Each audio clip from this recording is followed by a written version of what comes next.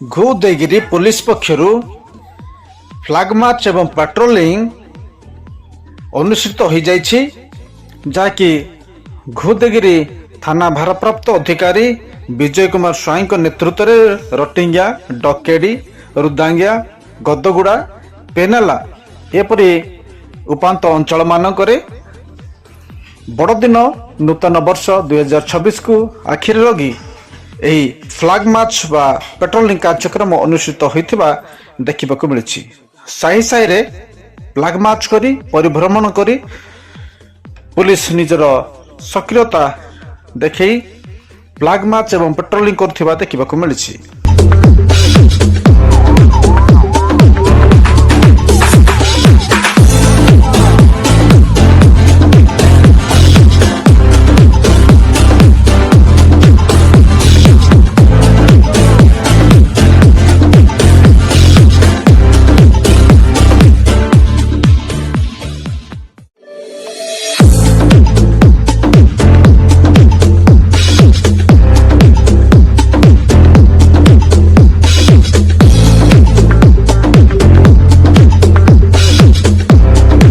दर्शक बंधु टिकिनिकी खबर अधिक अपडेट पाई टिकिनिकी खबर को सब्सक्राइब लाइक और शेयर करने को भूलिए नहीं।